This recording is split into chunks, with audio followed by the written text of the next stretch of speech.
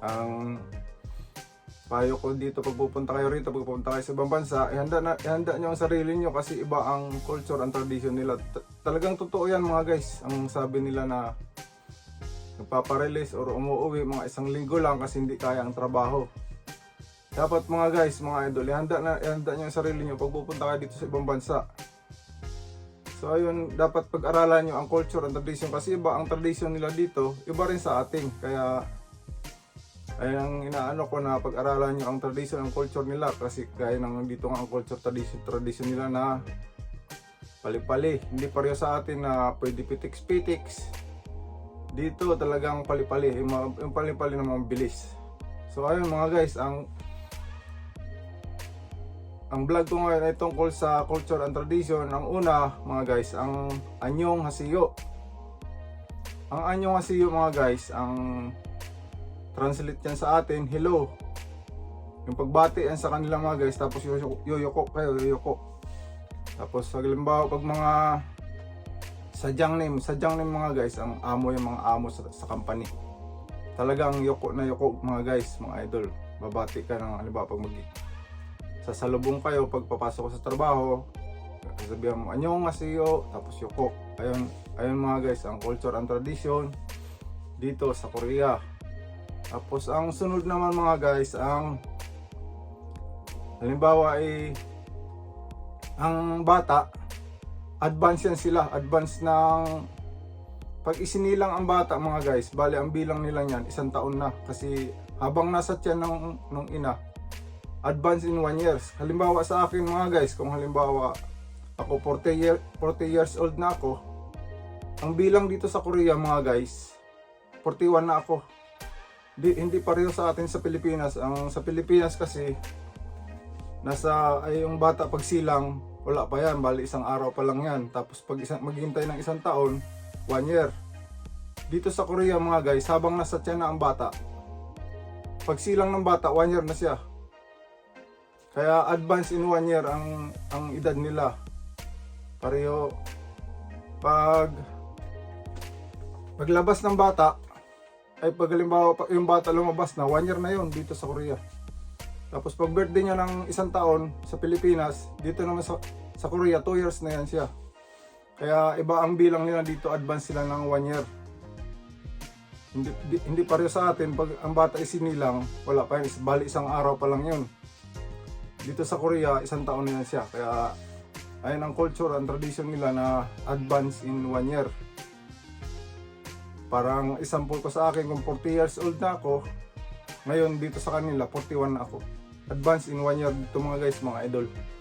Ayan ang inaano ko na pag-aralan ng mga baguhan para hindi naman sila magulat pagdating nito ng culture and tradition sa Korea.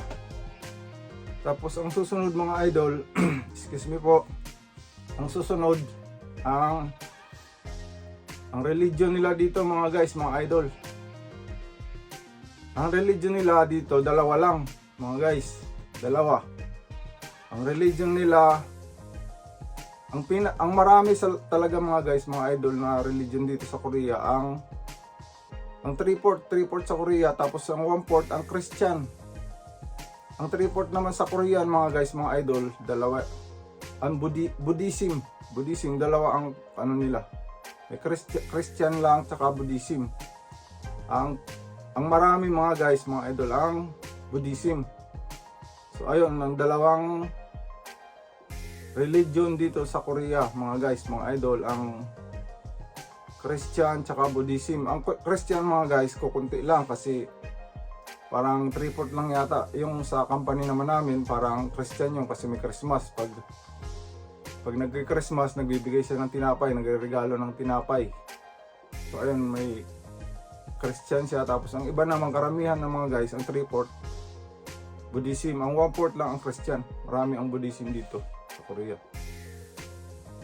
So ayun mga guys. Tapos ang susunod naman mga guys, ang excuse me po.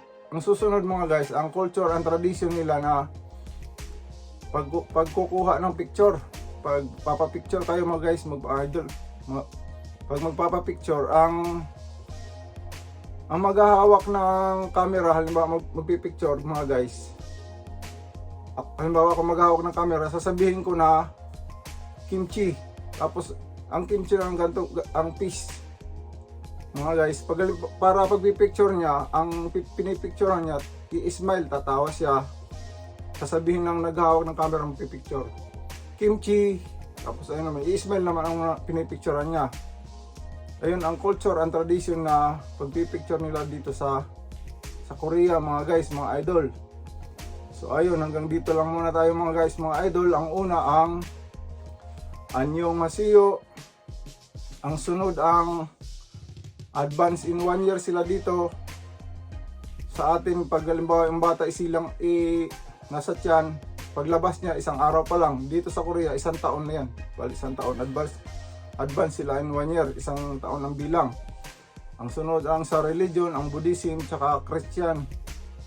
Tapos ang sunod naman mga guys, ang pagkukuha ng picture, ang magkikimchi. So ayun, hanggang dito lang muna tayo mga guys, mga idol. Ang maipapayo ko lang sa mga baguhan talaga na pag-aralan ang culture ng tradition. Tapos pag pupunta tayo dito sa ibang bansa, dapat ihanda natin ang sarili natin kasi iba ang tradition and culture nila dito. Hindi pareho sa atin na pwede magpapitiks-pitiks, pero ang iba naman talaga mga guys. Ano ko yan, kasi experience ko yan. Talagang mahirap talagang trabaho, hindi kaya. Mabigat, bakalan. So ayun mga guys, dapat talaga pag pupunta kayo sa mga baguhan na ihanda nyo kahanda ang sarili natin kasi ibang bansa dito, ibang culture nila dito, hindi pareho sa atin. Kaya pwede natin magpaliwanag kung halimbawa nahihirapan na tayo, pwede natin sabihin, lalo pag dito ibang salita. Maski mga guys, mga idol, nag-aral na kayo ng Korean language, pagpunta ninyo dito, hindi nyo rin masyadong magagamit. Iba talaga ang actual na pag-uusap sa mga Korean mga guys, mga idol. So ayun mga guys, dito lang muna tayo. Lilinawin ko lang sa mga nag-aano sa akin na hindi ako Korean, Pilipino pa ako. Marami kasi napagkakamalan na Korean ako. Lilinawin ko lang na Pilipino ako. Magaling lang ako sa Korean na kasi medyo matagal na ako dito. So ayun mga guys, mga idol,